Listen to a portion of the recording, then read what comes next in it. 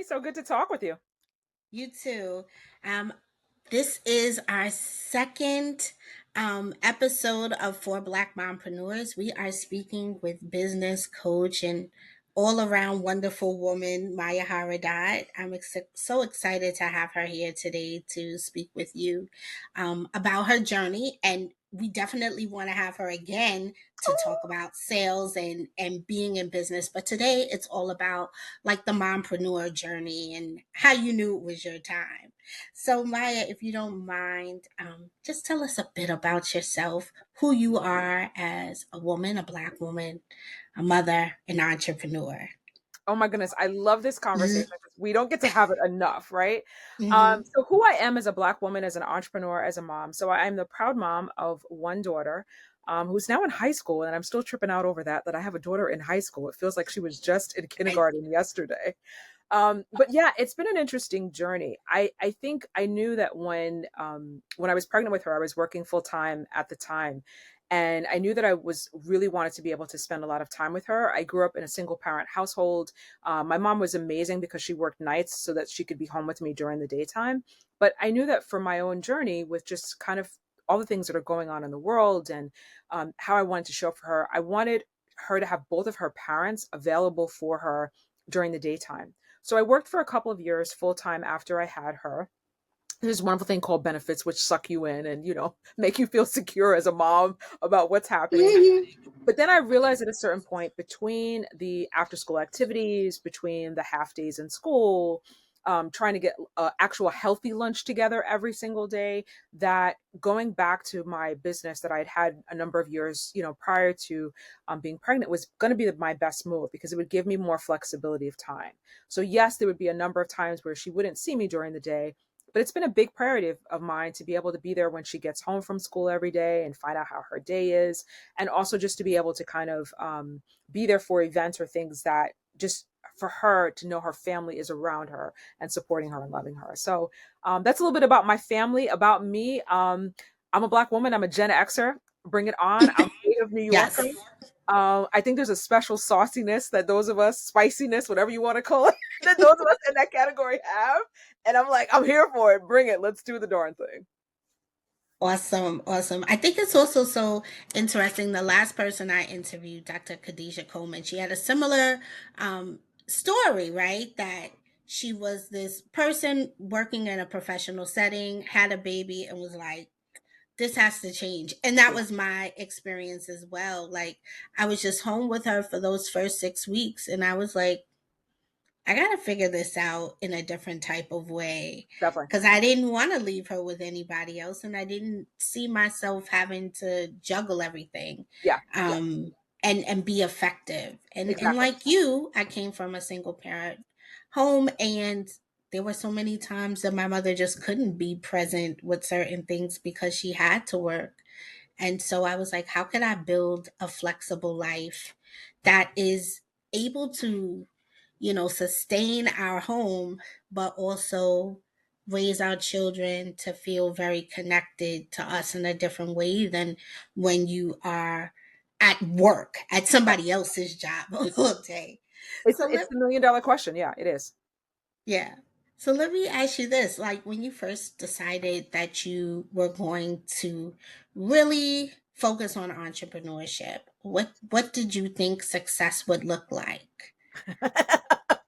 um, Good question. That's a really good question. So I use the term success is actually the way that I sign all of my emails and my signatures because I think it's such an important um we measure a lot by in our society by numbers of how much you earn, the prestige and the title that you have, but it's always been my personal belief that success is really that personal success that matters to you, and then also for me that impact that you're making with other people.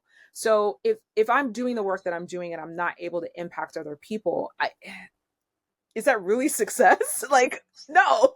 So I Right. think that that's the challenge with all of this. So, on some level, success was going to be, can I be that, contributing member to my family financially, of course, because if I'm going to take this risk and not work a, stable job. I use that term very loosely, right? And have a regular paycheck coming in. I need to be able to make sure that, my family can eat, my daughter can do all the things that she wants to do. I need to show up in the world a certain way, and have certain things, as does, my family and everyone involved. But the success thing is a deep, hard question for me to answer, because at the same token, there has to be an impact that's made back in the work that I'm doing.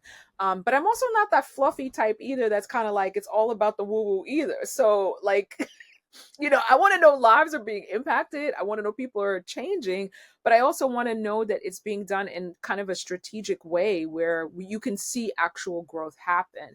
So, I did struggle for a little while about what was going to be the best business model. I originally just started doing some of the types of projects that I had done years ago, which was developing after school programs, summer programs around youth entrepreneurship, and then really got deep into the space of entrepreneurship education and found some other avenues that would give me the flexibility of time, but also allow me to make the impact piece, which is how I define success. Awesome. So, has it changed at all, or do you think that like your idea of success has just grown? I think it's grown. I think it's grown. Right. There are a lot of new viewpoints about what success is that differ from what when I first came into the job market in my 20s about what success was, because back then I was the weirdo as the entrepreneur, right? Like everyone was like, why aren't you, trying to get this good job and get your good gold watch and, your retirement, your pension and all that stuff. And I was a weirdo back then, and I know I was. But that's okay, right? I don't think Maya has ever cared. I haven't, because that's what success was, right? Hmm. And I'm grateful I went that path in my 20s, because I worked with a lot of clients that put me in a lot of spaces that I don't think I would have been in otherwise. I've, traveled to conferences, nationally, internationally. I've worked with all types of clients and have stories for days of, literally just you pick up, they give you some money and a budget, and they're like, go over here and go make Go. this happen, right? Um, it's definitely changed now, though, because I think in our society we're having different conversations. The topic of SEL did not exist in schools back in the day the way it does right now. People are really tapping into who they are as a person. They're asking much deeper, more thoughtful questions than those transactional, just how much money that you're making. But I still think it's about the impact, right? I Hmm. still think it is about I don't want to just make money in my business if others around me are not also growing and up leveling in their businesses. That's my metric for success, is are we all growing and uplifting at the same time where we're all bringing money in. How I do that now has changed, and I think that's the win out of it, and it should, right? Over time you get more insights and wisdom, but that overall theme, I guess, of being the rebel, maybe it hasn't. Right. So let's talk a little bit about what you do as an entrepreneur educator. Like, what does that look like? Yeah, so it depends on the client, and it's actually fascinating.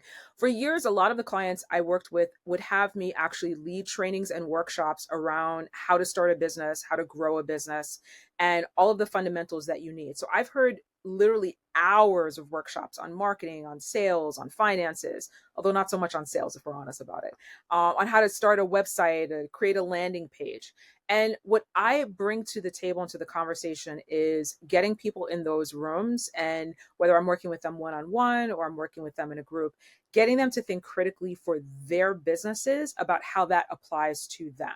Right. Mm. So it's, I'm very often not the subject matter expert in the room, but I like to make sure that when you hear a guest speaker, or even if I'm the one leading the content, that it's not just that you're hearing the idea, you're thinking about, okay, so how does this apply to my business? And the reason that that matters to me is that a lot of these organizations, so I work a lot with nonprofits, I work with higher ed, with education, governments has definitely been added to my roster, as well as speaking with different groups that are in corporations about this very topic around entrepreneurs, is that it is always trying to figure out how do we help entrepreneurs, self-funded entrepreneurs, grow organically, because there is opportunity there for us to be able to provide more jobs within our communities, and as well provide more profit, which then turns into more money in our economy, right? I am a capitalist. And I don't think there's anything wrong with that. But I Right. do think that the way that capitalism is showing up right now, there's a lot of untapped talent in underestimated communities. And that's what I like to focus on, is the real tactics around how do we help connect more of those folks to more dollars. So sometimes it's training, sometimes I'm working on a grant for a client, other times I'm leading a whole process and an operations team on how we're going to build this program out within a community. So it honestly just depends on the client. Awesome. So how does the work you do, educating entrepreneurs or people who want to be entrepreneurs, how does that influence you as a parent? um, I've taken my daughter with me to a number of the events that I've gone to.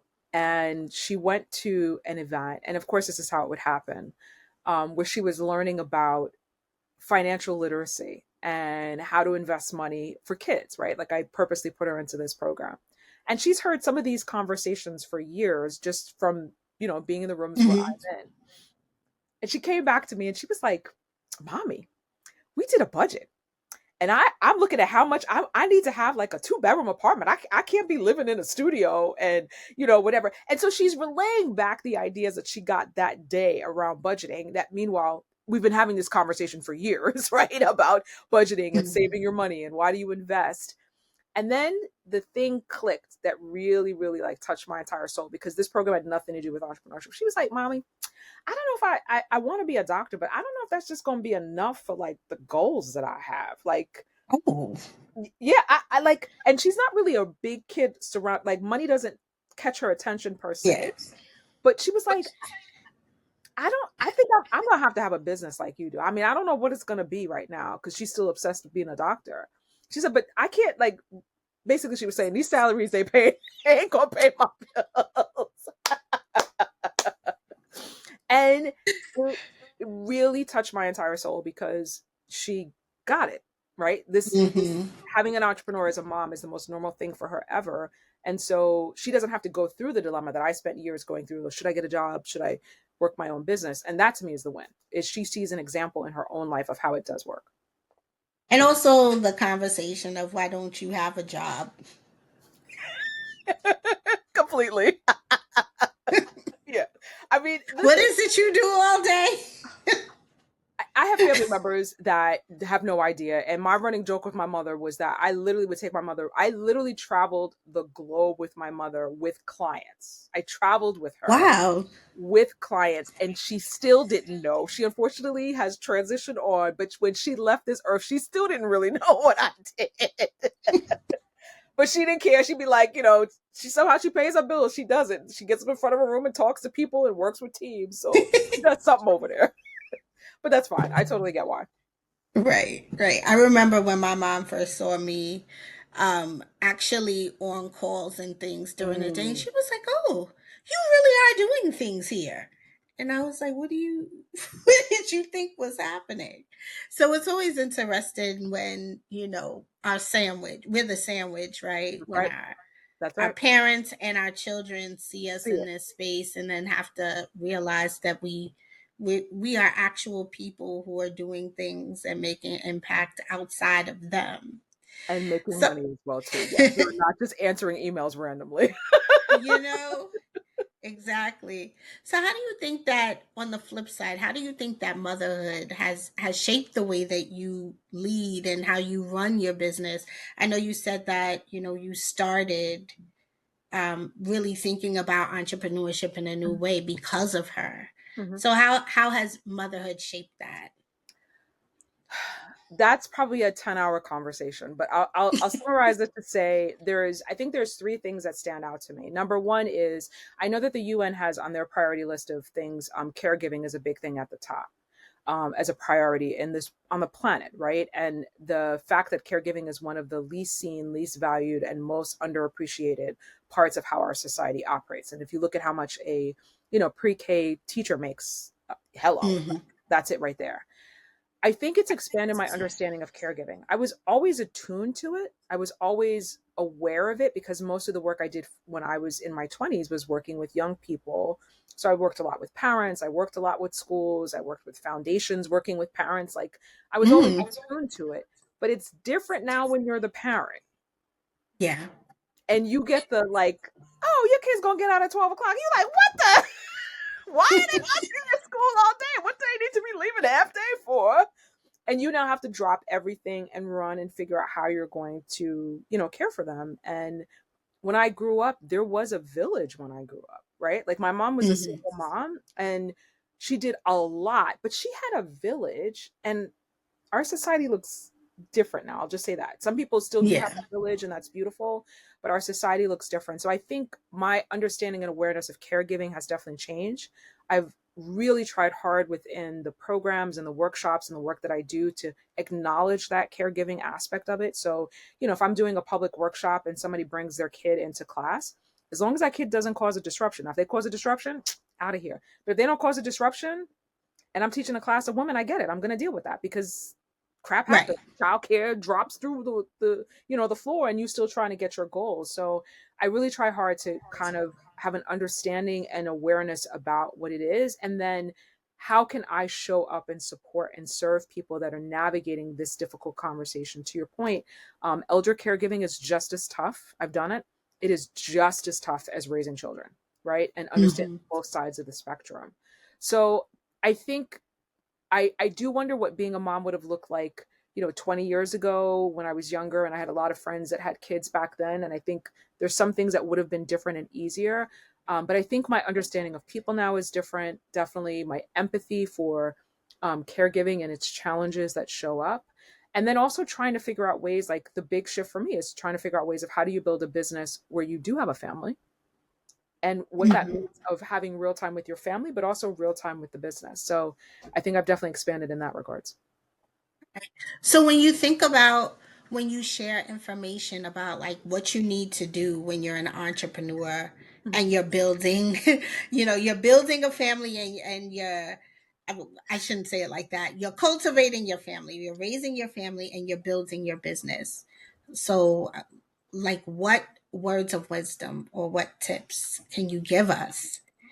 Yeah, totally. So there two come to mind from that question, although we could probably probe into more of this. Is number one is I think you have to get clear on your values. And I think you have to be clear if you have a partner, if you have a spouse or a partner that you're with or whatever your family definitions of adults, you have to be clear as a family unit about what those values are as a family. And Mm. I think a lot of people go into entrepreneurship looking for the money. And there's that. If you do it halfway right, you can definitely get that. But I think a lot of times their money and their values are conflicting. And so, there becomes this tension. You either A are spending too much time with the business and, not spending time with the family or not contributing in ways that help the family grow. And then that, of course, that's because you're a conflict of values, right? Like what you're valuing and what your partner values looks different. Whereas I think personally, I mean, sometimes you may have to sacrifice on the money side, but I think there's a way to actually mesh both together. I've done that on a number of occasions by just like I said, just bring my daughter with me to different types of events and meetings and things that just is what it is, and you just kind of figure it out in that regard. So I would recommend really getting clear and comfortable on what your values are. The second thing is, and this is definitely, I think, mothering 101 is that, from the first moment they drop that little child in your lap and you like, where is the instruction manual? There is none. And every child, of course, is different, right? And everyone has their ideas and their suggestions on how to do it, but it's your child and your child's going to be different, right? I think you have to get really, really honest in business about having a real keen insight and understanding of balancing the making money part and doing the business because you love it. Mm. And that's hard. That's really, really, really hard. So I'm clear that I will spend a number of hours doing the work in my company that I need to, making sure that I have the work done that I need to for my clients. And then, sometimes there are times that I'm not as crazy about the work necessarily as I would like to be, right? But that's because then it allows me the types of contracts that I'm taking, and I've purposely chosen those things, then allow me to be able to spend more time with my family, which is the primary value when it all comes down to it. And then I just fit in a few things around it that I love and enjoy that show up in a certain way. When I was in my 20s and I didn't have kids and I didn't have the caregiving responsibilities, my business could look totally different, right? Different Right. values, different stage in my life. And I was honest about that. And I think a lot of times, and it's hard. I get it. Like you want to put the priorities on yourself and you want to make sure you're doing something you love and you enjoy. And you can do parts of it. Like there's always parts of it that I enjoy in the work that I do, but different stages, different things. And the same way your child is going to go through different stages, you know, I'm in a stage right now, which is, for me is, this is like my favorite stage because there's the independence starting. It has its moments, right? But this is what I was born for. That little baby stage where they need you 24/7. I'm like, what is this? Yeah. Shoot me now. Like, I can't take this, you know, but we done did it. We done did it. And your business is going to go through those types of shifts as well too. There's going to be stages you're not going to like it, or you're going to have to adjust to the needs that it has. And then as it grows and as it develops, as long as you have a business model and you're clear about how you're growing this company and it's solving a problem that people have, like, you'll go through those stages too. So, what's one thing you used to worry about that you don't worry about anymore? In business or in family? Both. Mm. We always, these conversations have intersection. So you can answer any way you want. You make it too much fun for me. You make it too much fun. So I mean, because that's the thing, Yeah, right? Black mompreneurs, we are Black women, we are entrepreneurs, and we are mothers. And one of the things that I have always gotten from you, especially when I was first starting, was you were like, the work you're doing, the work that we're doing as entrepreneurs can really impact not only ourselves and our families, but our it communities. can. And especially now, I don't want to go on a tangent, but especially now with so many Black women in federal jobs being, not having a job, and we don't know how this is going to trickle in other ways. It's really important that we start thinking about who we are professionally, how we can gauge that for ourselves in as a business, and how can we be mothers and show our communities that this is the impact that we're making. So you about to make me But tear I up. got that from you first if we NYC. So Listen, you about to make me that's tear not up. on me. Listen, no, but that listen, you can say things all you want to. That doesn't mean that it clicks or it hits or if it's even the right thing to do. So no, I seriously appreciate you saying that because it helps to have that context. I'll say this, one thing I don't worry about anymore. It's not a worry because I've changed it into a focus, is almost what you said right there, which is that my business and my family is about legacy building, Hmm. right? And so the hard work in business that no one wants to do is the sales, the marketing and the sales, right? Like there's a few people that love marketing, like you yourself, you're really good at marketing. So I give you props in that regards. But there's a lot of us out here that we're not good at marketing, number one. And then number two, we definitely not good at the sales, right? I don't worry anymore about the money. This is going to sound really, really corny, and that's okay because I focus my priorities on building a business around legacy Hmm. where I'm focusing on specific types of contracts that will help the business grow and have profit and scalability. That is the ultimate goal of what I'm working on, is to be able to scale so that at a certain point I can exit the business, whether it's to give it to my daughter, sell it, whatever the case may be in that regards. And in the past, I think that obsession around money and, like, because that's what everyone always sees, secure the bag, like go ahead and make the checks, like make the money. I think it has you in a loop around entrepreneurship for that is just not good, is the only way I can describe it. Hmm. You know what I'm saying? Like a lot of people, I've watched it happen. I've done it myself. Where like you're like earning enough, and I'm like, well, that's good. That's all right. Like, and then you stop for a period of time. You stop the marketing, you stop the sales, and then 6 months later, you like, crap, I need to go get a job. Well, that's because your values and how you were thinking about things were really tied around making the money. And then once you made the money, you got bored with it. Right. Right. So even when I'm taking on projects now that I'm not excited about, if it fits into that overall framework around legacy, yeah, that's why I'm doing this thing. I'm not doing this thing for just pure, I just got to pay a bill. I mean, there is that. I want to make sure my bills are paid. But I found it fascinating that since I started shifting and thinking from a legacy perspective of how do I make legacy moves. And here's an example of how that shows up. I was on a training last night where I was shadowing an instructor who's doing this deep dive on what are the steps you need to know in order to apply for a loan?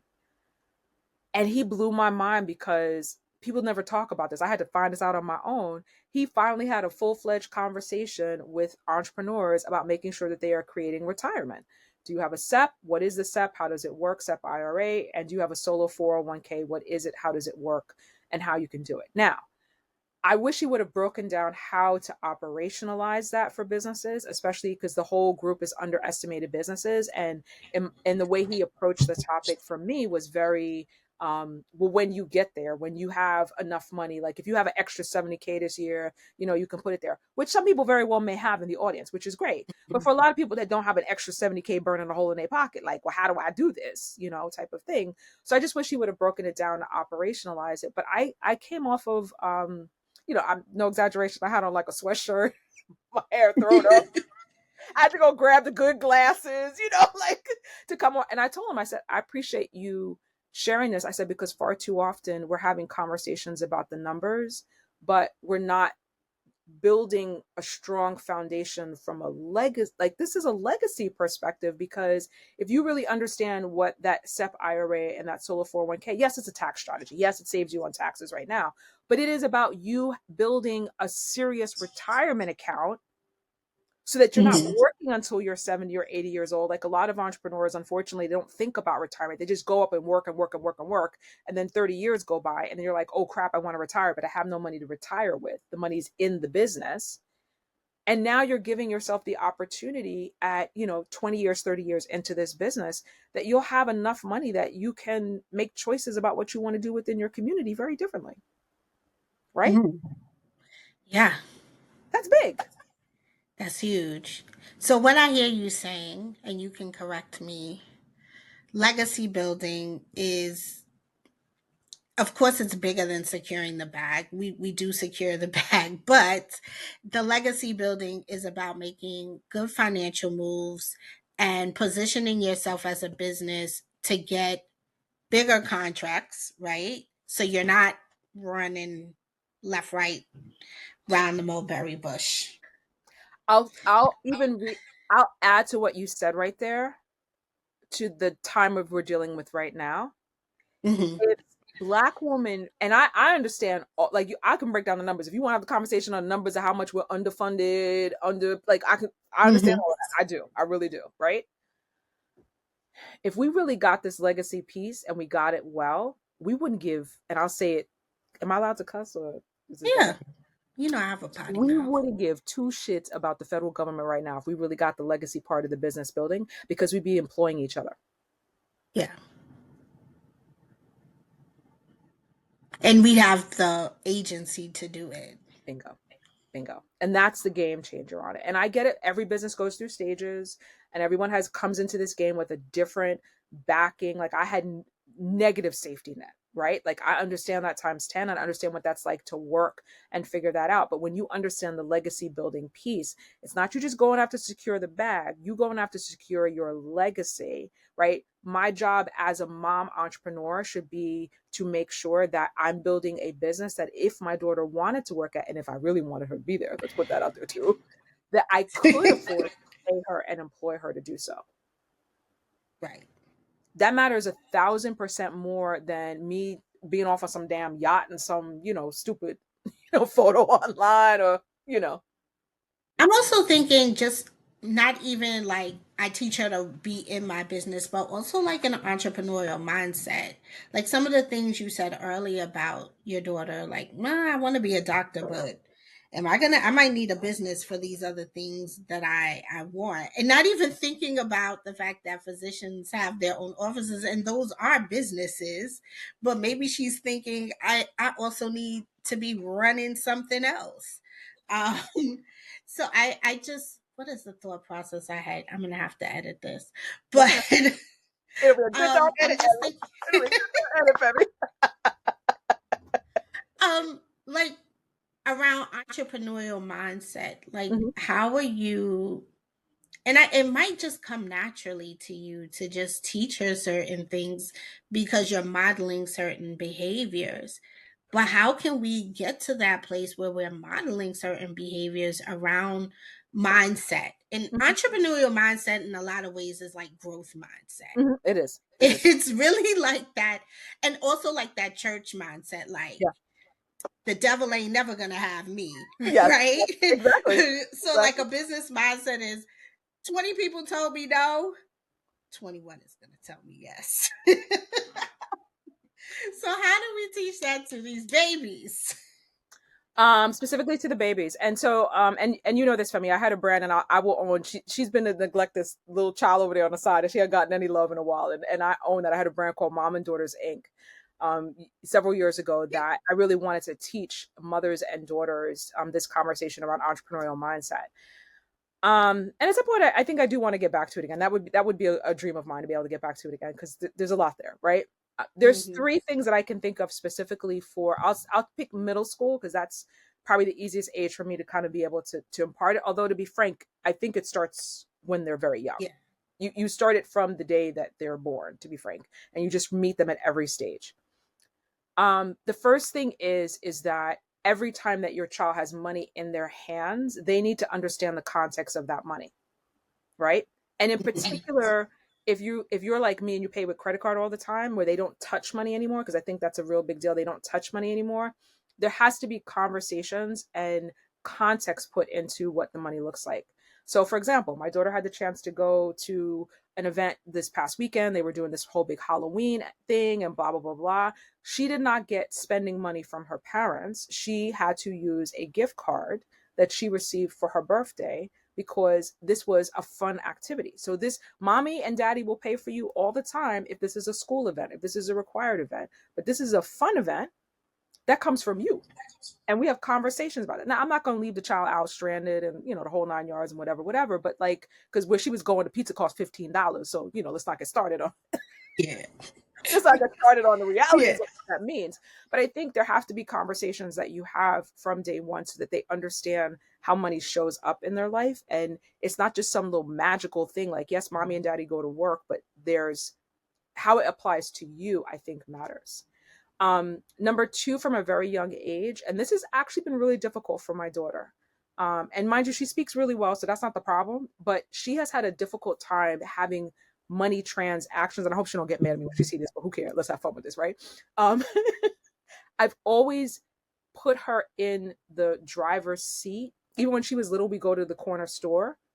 Okay, you want to go get some candy. What is it that you want? Let's have a conversation about that. How much is that going to cost? And now you need to go talk to the person at the register and make that transaction happen. Mommy's not going to do that for you, right? You have to take ownership and agency. And I know there's a lot of kids that would do that easily, but I think it's finding your own kids' soft spot or sore spot, or the place that they need to work on, because she did not like Mhm. having those conversations with adults. She really didn't.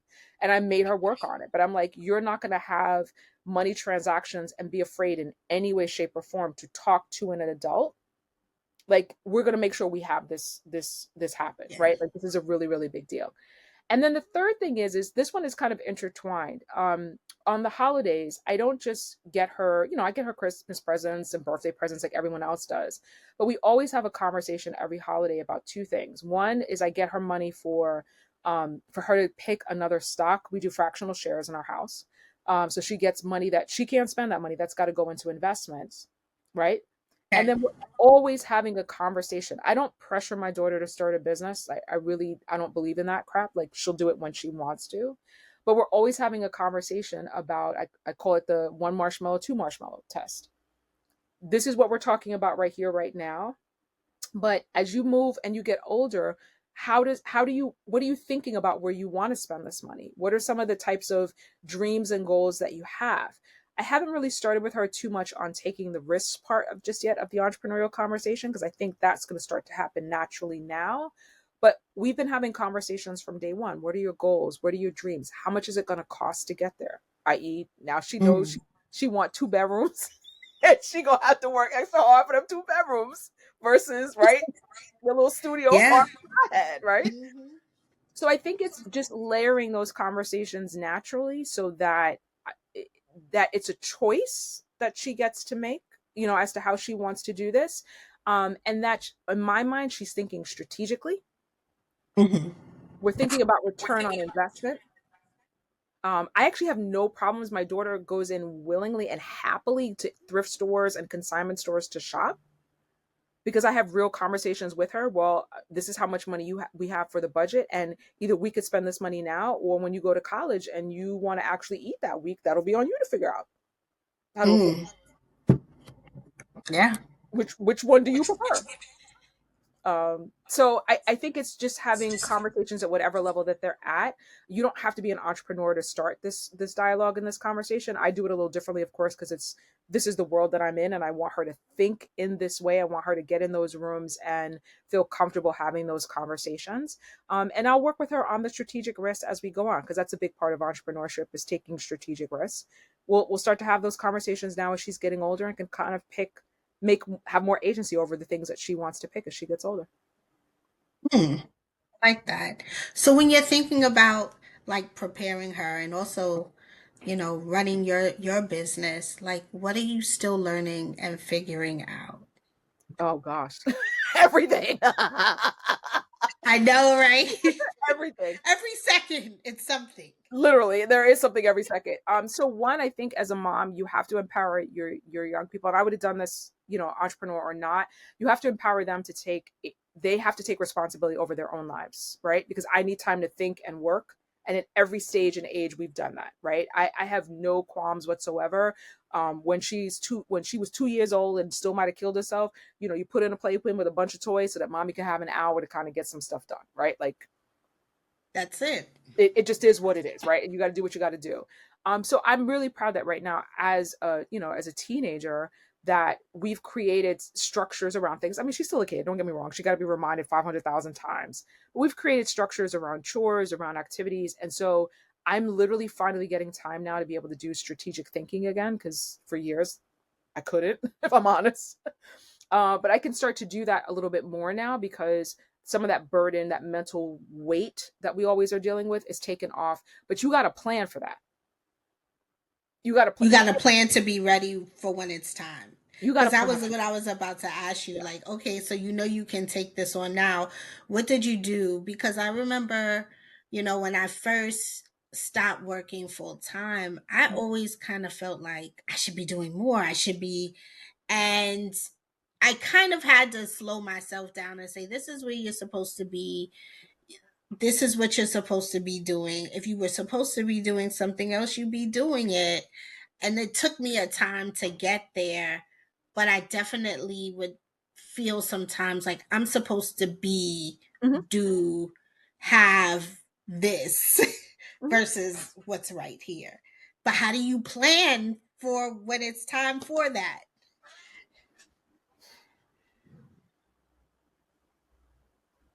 That's hard Gotcha. for me.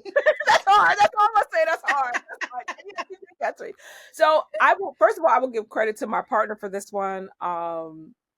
He has from day one been really. He's way more structured and disciplined than I am about this, and he from day one has always found a way to have these conversations, and they've been tough on me and on her, so let's be clear Hmm.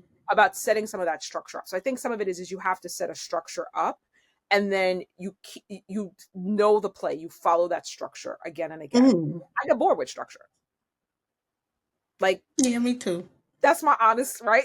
I don't like structure. I'm like, well, why can't we come over here and go over there? So I will actually give him credit unapologetically for having the structure, and then I just had to do what I had to do to stay stuck within that framework Mm. and figure out things that I could do. So an example of what does that actually mean? Prior to having her, and he knew me, before having her, I would travel all the time. I would go to networking events all the time. I would go out all of the time. And then now I can't because I need to be there with her every single day almost. Like I can go to an event here or there, but not the way Mm. I did before. And it's not just the like, oh, I can't get babysitting. It's like, no, you want to spend intentional time with her. You want to make sure that you're playing with her, you're spending time doing homework, you're spending time, reading the stories, watching the same show 500,000 times on TV. Help us all. I know the lyrics to, right, Everything. to everything. It matters. And so then you being me as the entrepreneur had to get creative on then how do I do what it is that I need to do to build my business. And I fought that for years, right? I literally fought it for years.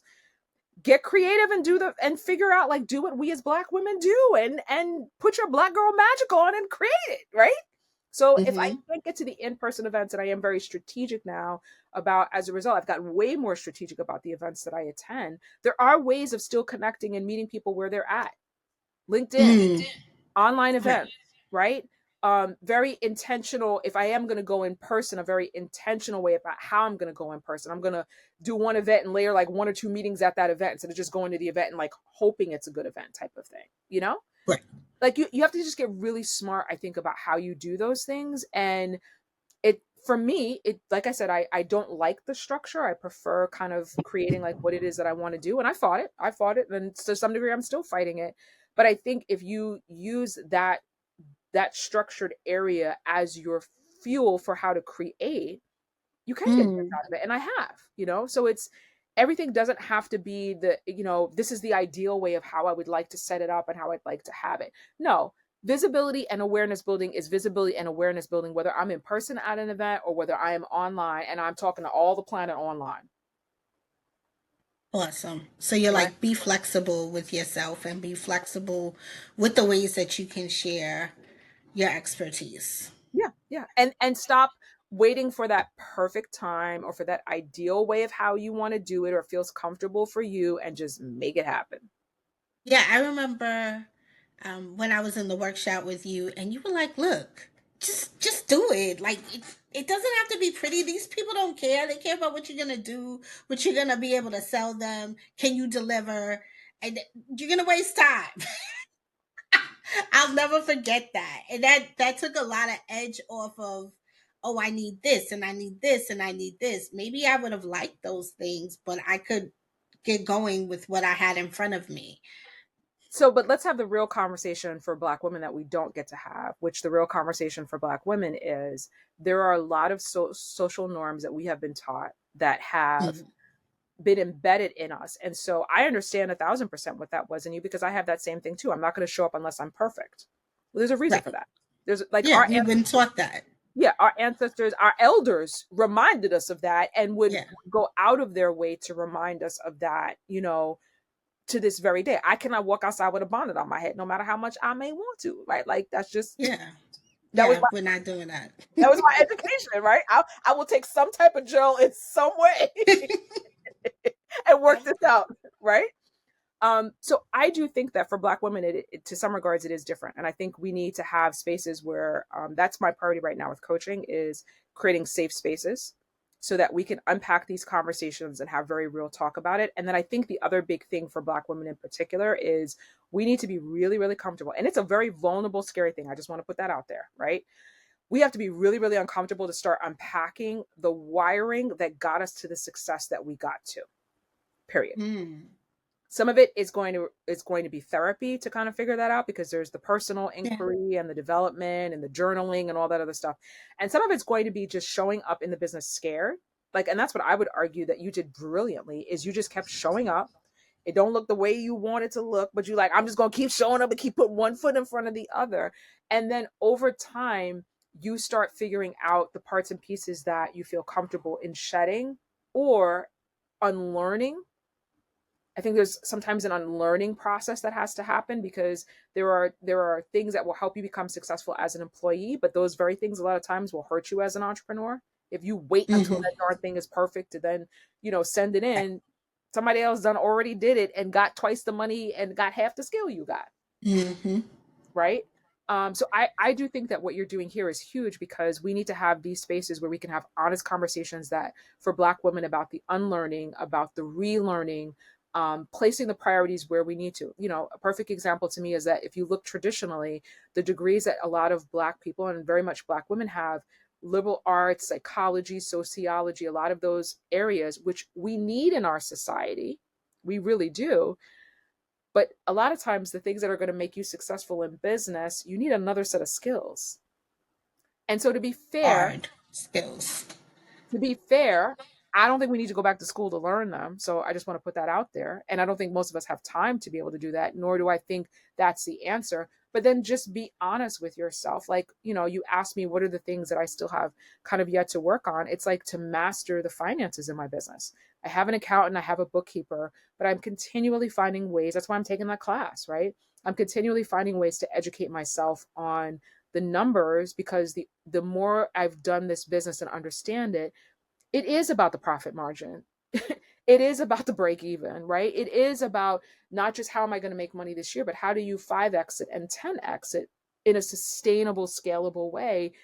And those are areas like I didn't major in econ when I was in school. I didn't take finance. I mean, Mm, they didn't offer finance classes on undergraduate level, but I don't like them, but that's the legacy building work I need to do. Okay. right. Awesome. So this is my last question. We have to do this again. This was fun. If we do, we do. You're coming back. There were too many. I feel like we didn't get into. I really want to dig into it. Now that I'm listening to myself and I'm totally critiquing myself and I'm fine with that. That's fine. Like I really want to dig more into that Black woman conversation, because I think that's the conversation that doesn't get discussed, right? And of how our story of how we got to where we got to, and then, but to get to that next level. And I think we're living in a time now where we're creating what that next level is, right? Like Mm-hmm. never focused on safe space years ago, but now I think that Yeah. is the thing to focus on, right? Yeah, and how do you make a safe space safe space for us? Because sometimes we can even do things to hurt each other in spaces that are supposed to be safe. So how are we showing up with all of our stuff, right? And everybody has stuff. Of course it is. um how do you show up but be kind to yourself and be kind to others, be motivating for yourself and others, and just not necessarily, because sometimes people get into spaces and they feel like they're supposed to get information or things for free from people, but um and I mean, you have the right to decide what you're going to give and what you're not going to give. Mhm. But, when you set up community, like, what can you share that's not making you overextend yourself or Sure. crossing a boundary, either personally or in terms of your business? I would definitely want to continue that kind of Yeah. conversation. Yeah. Yeah. Yeah. Um, but so just building on that, then this is my last question. So if you could mentor a Black mompreneur that's just starting out, or even somebody who is in this business transitioning from side hustle to I'm doing this full time, whether it's, I got laid off or fired and now I got to do it. Um, what's the most important thing you'd want her to know? If she's still in the beginning stages, and the beginning stages for me is before you've gotten to six figures and you're ready to scale, right? So I'll give that context. I think I would say something different to someone who's in a little bit further down the road. In those beginning stages, I think you have to do the heavy lift of doing the sales and marketing work, and you're not going to like it. Mm, You're not going to like it. Like there'll be some marketing stuff, like in my classes there's always the people that love the colors and like, oh, I get to pick my colors and my logo. Like they love those types of things. I actually don't. I hate that stuff. Somebody just pick a yeah. color and tell me what to do, right? It really, I mean, I don't mean to interject, but No, no, in no. terms of that, like, unless you are like running a construction firm and you're choosing hot pink and black, It like really don't that is matter. not a match. But honestly, I don't care what your business card looks like as long as it's very clear. And I don't care about just how you said they don't care. I don't care. Can you come and do it? Basically. Basically. Can you solve the problem and move on? And And if you I'll call can't you get me again. somebody, and if you can't get me somebody who can, Yeah, like, yeah, yeah. that's I don't care about it. your colors. Yeah, yeah, a thousand So I percent. didn't mean to. I No, didn't mean to no, but interrupt. that's real. And so I think for a lot of people, they're understanding. So look, I'll contextualize it for the Black woman conversation. In most of our communities, we don't have a lot of entrepreneurs or generational entrepreneurship Mm, conversations. So you're going to be the weird one out here having this conversation. And now I'm telling you that on top of that, the thing you need to prioritize when you're starting a business is the sales and marketing. Period. You need Mhm. to understand who your customer is and clearly why they buy. You need to be showing up so that they know you and only you and why you and where you're at and how you work.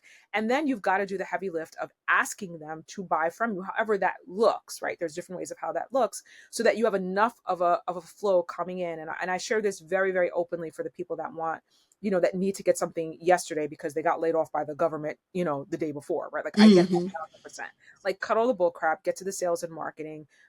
If you need to shortcut that, but there's a host of people out here that can help you shortcut how to get to that.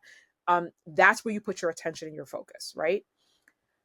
That's really the hardest thing though when you're first getting started because you really want to start from the place of joy and inspiration and creativity and like you have an idea and you want to make change and you want to help people and those things can happen, but to get that initial like money coming in and that initial inertia over and things of that nature, I really, really recommend put your time and energy into the sales and marketing and very specifically figure out the parts and pieces that you don't do well, be honest about that crap, and then get the support, whether that's you're getting a coach, whether that's you're going through training programs, whether you're working with a mentor. And I don't mean like a mentor you meet once and you're like, good, I got that. No, you invest in figuring Mhm. it out. Figure out those weak spots because those weak spots, as you start earning more money, that's what's going to hold your business back is wherever your personal gaps are. It's not the business, it's you. Like wherever you Mhm. suck at around money, you'll hold the business back. And wherever you're amazing around money is where your business will grow. So, like, really just expand what that possibility is by really beginning to master the sales and marketing. Yeah. Oh, Awesome. wonderful. Thank you so much, I Maya. It appreciate was it. a Thank you. pleasure speaking to you. It was. Uh, I know that everybody that listens to this is going to be enlightened, and I appreciate so much of your time today. Thank you. I appreciate it. All right. Thanks so much. Have a Thank good you. one.